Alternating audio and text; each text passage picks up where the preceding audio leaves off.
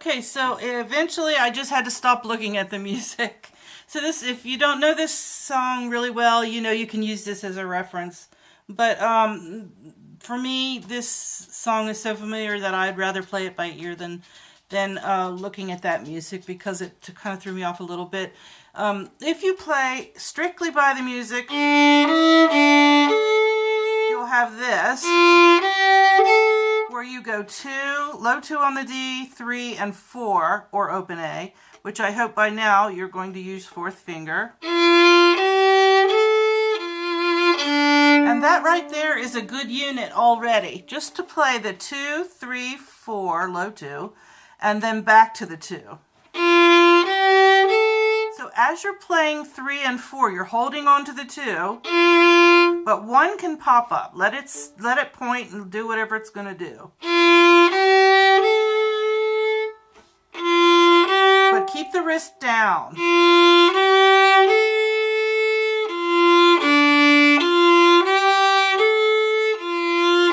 So you've got whole step, then back to the 2, then open. So that happens a lot if you're following the music strictly.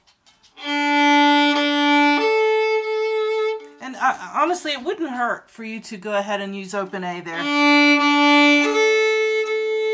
Because I feel like in keeping with the simplicity of this song and the kind of honesty and sorrow of this piece, the open A is, you know, it's fitting to me. So I don't know if that's a really good explanation for you.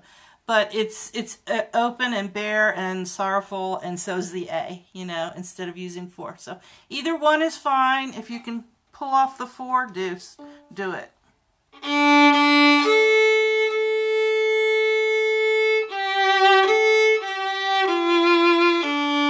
Now here, I think it would be nice to go. If you can handle that string crossing, just lift the hand up for the G.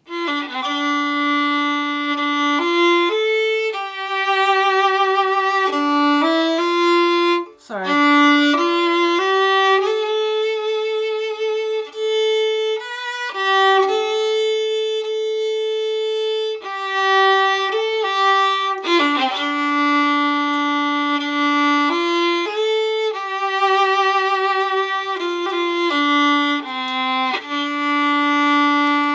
Let this build in. You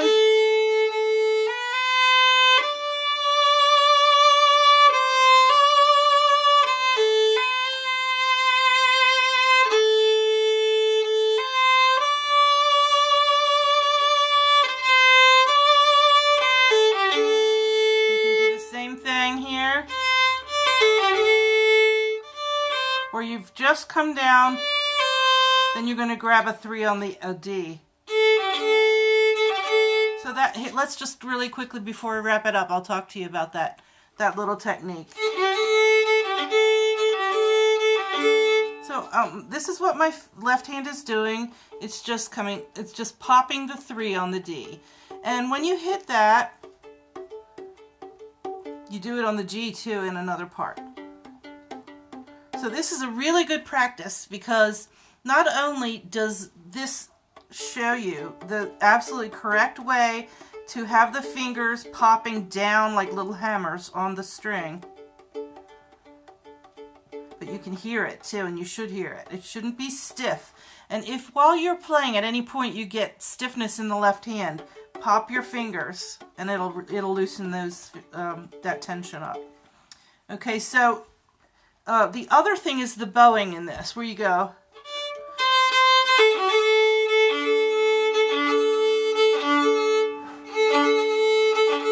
Now, keeping in mind that if you're just kind of really excited about this piece and you're playing this piece, you're probably, you know, not an advanced player. You're probably beginner or early intermediate.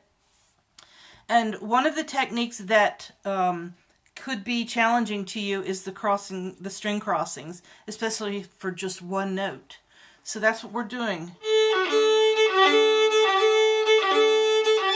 So the key to that is to keep your bow close to 2 strings, and the best way to make sure that you're close to both strings is to play both strings.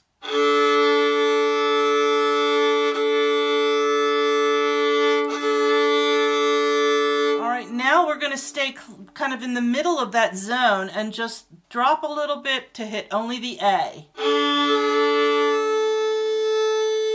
But if I look down there, I can see I'm just little hair's width away from D, but I'm not touching it.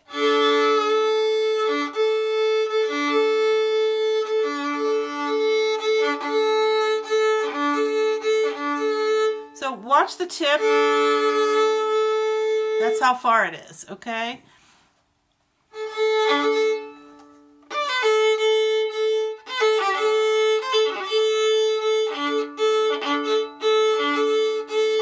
And it's easier, it's easier to show you really in the upper half.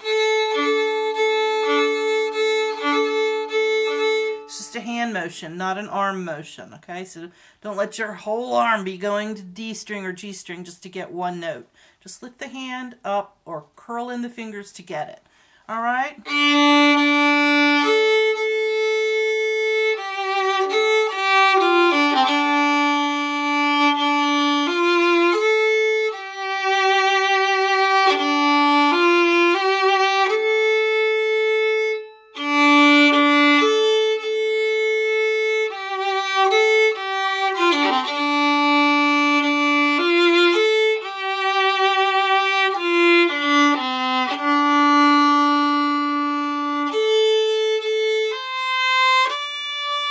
Grow.